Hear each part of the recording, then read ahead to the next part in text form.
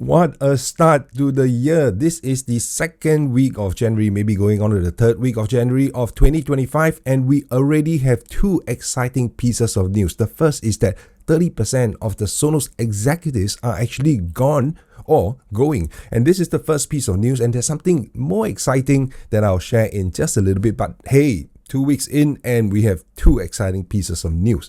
Oh, by the way, it is my birthday today, like 19 January. So I've been coming out with content, and if I have helped you over time, do consider dropping me a super thanks to buy me a slice of cake on my birthday.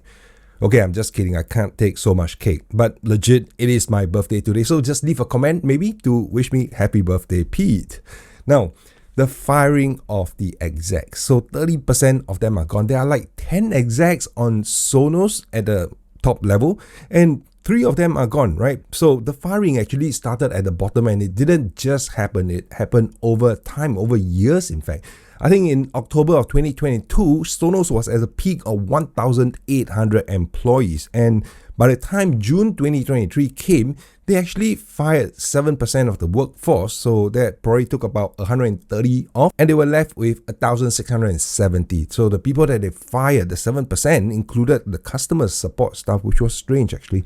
So on the 14th of January 2024, so that was just half a year ago, another 100 were fired. So that's 6%, and they're left with 1,500 odd employees. And that 100 employees, I think, I'm not very sure, can't verify, they know for sure, it probably is the product guys, and somebody had to take the fall for the Botch app update. If not, who else? The CEO? Well, anyway, on the 13th of January, the CEO, Patrick Spence, CEO at that time, was let go, right?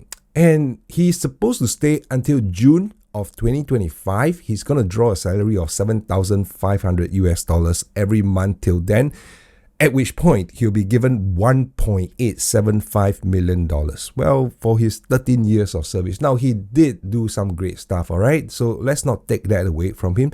But what's going to happen is that, Patrick still holds shares. According to the SEC filing, he has probably an outstanding 926,000 shares. Currently, it's at $14. So his net worth is probably close to 13 million. So just sit back and relax. Let the new team work Sonos up its way. At its peak, Sonos was at $40 per share. At $40 per share, 900,000 shares, he's going to be $36 million up. So no problem. Let him go. He'll be happy. In fact, I'll be happy. Now, he started with Sonos as the CCO in 2012. He joined from Research in Motion. That's the BlackBerry company. And for those of you young enough not to understand, but I know my profile. You guys all know BlackBerry, right? Canadian company.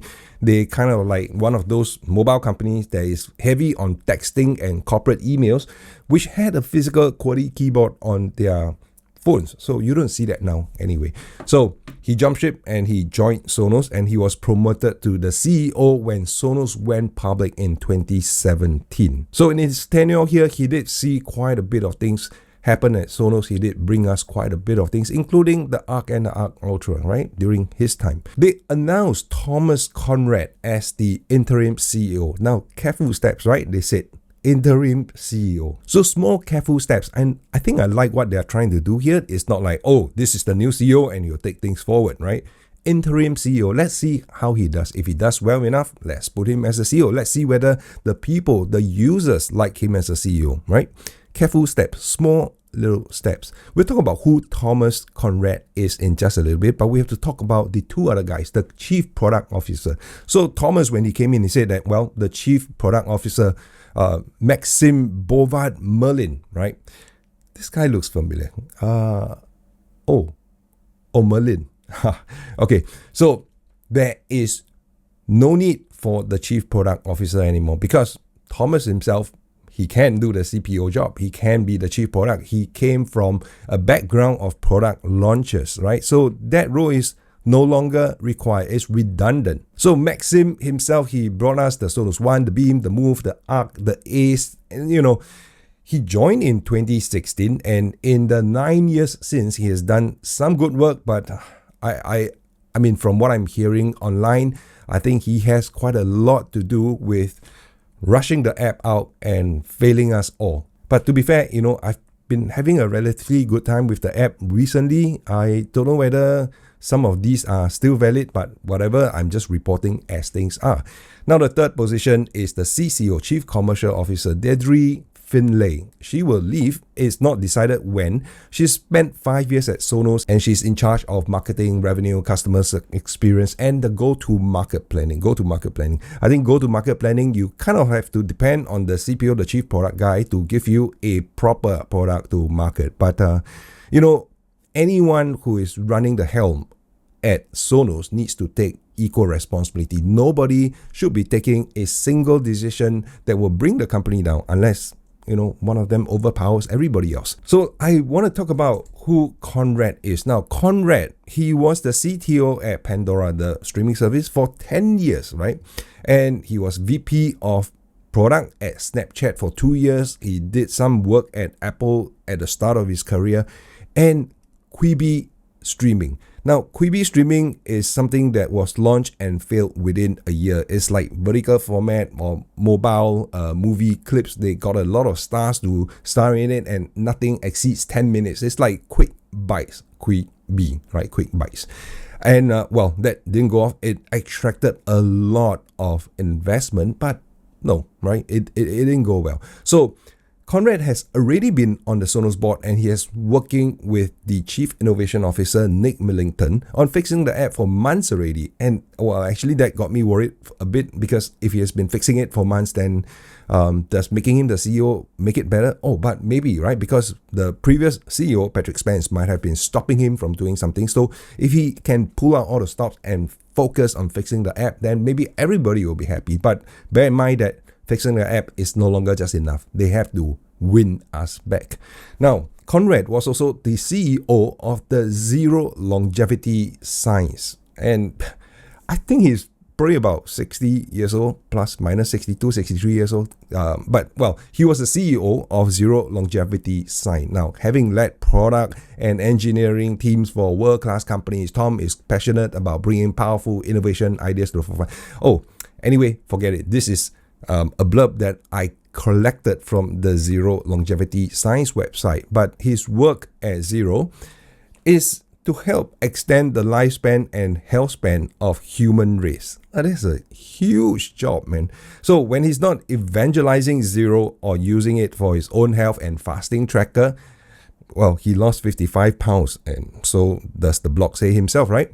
And Tom can be found geeking over emerging technology or going on long walks with his dog.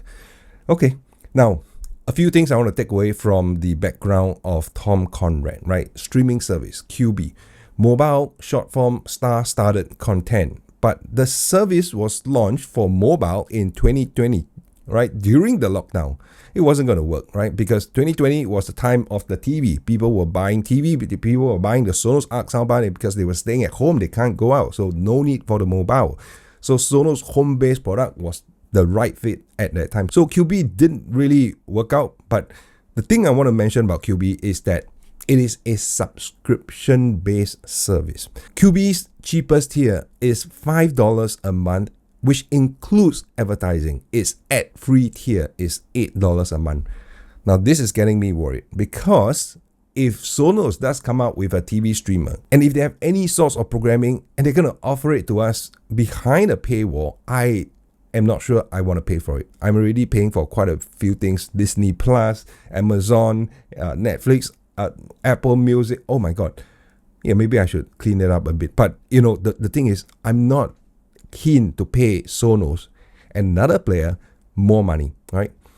What they are doing now is currently fine. It's a platform, it's a gateway to any other streaming services. I think that's all right. So if you have a TV streaming streamer, like the Apple TV, I'm not talking about the Apple TV app or the streaming services. I'm talking about the hardware, the Apple TV, where you can run Netflix and all. Yeah, I think that's fine, right? But don't make us pay. Don't put the new product launch behind a paywall. And because Tom Conrad came from QB, I'm worried that that might happen. Okay, so negativity aside, I think there's one quote from Tom Conrad. I think he wrote an email to the staff, and one sentence stood out, right? He said, when it all works, is absolute magic. I think you sum it up all, right? So if you keep thinking about that, and if all the Sonos people are thinking about that, when it all works, is absolute magic, then deliver magic by making it all work. So what is it that Sonos is aiming for? What is Sonos good at? Is it sound quality? What does success look like? Is it the best value for any sound product over years? Is it the constant updates to functionality and usability? Now, if you think about what Sonos is, and I've been recommending Sonos for years, the key is the software. The key is the longevity of the product, right? You can spend $1,000 on a soundbar from Sonos, or you can spend $1,000 on a soundbar from Samsung. The Sonos is going to retain its value better because of continual software update. I have viewers on this channel who are still using the play bar from God knows a decade ago. I myself, I have a pair of Play trees which are still working today. Well, I haven't fired them up in quite a while, so I hope they're still working. Now, so that should be the focus of what the Sonos execs are trying to do over the next couple of months for the rest of 2025 if it takes the whole year. Now, is it the money? Is it important to them? Yeah, of course money is important to them, but that will come later. New products, new services, just hang on, get the software in order, make sure everything is good and everybody is happy with everything, right? The differentiating factor from other offerings from Bose, Sony, Samsung, it's the software, right? Sonos, it is all about your software. Now, if people are using Spotify Connect, AirPlay to cast to your soundbar, your speakers, then your software is no longer the differentiating factor, right? So take small steps. As the saying goes, there's only one way to eat an elephant. One bite at a time. Okay, so let's discuss in the comment section down below. There are things that you want Sonos to do and there are things that you don't want Sonos to do, right? So start the comments with do or do not. So let me start off with do not charge us for streaming services. I also have a do, like do create a pro mode in your app for those of us who want to meddle around with advanced setting like multi-band EQ. And that can be turned off to simplify app and options for the rest of the users. So leave your comments down below, and I believe somebody from Sonos will be looking at this video to give him an idea of what their users really want. That's a huge piece of news for 2025. Now, what is the other news that I was talking about? Oh yes, Sonos has things to do, but so do I. So while Sonos is figuring things out, I'm going to be spending some time on photography, which is my other passion, my other interest. So some of you don't know that, but I have a new channel now. I'm going to spend a bit of time on it. This channel is called Hassle. And well, it's not a proper spelling for hassle, but well, because Hasselblad, right? It is a photography channel that is focused on high-end photography. So hop over and I'll see you over there. Leave a comment, leave a like, subscribe to that channel, help me out, grow the new channel, and I'll see you soon.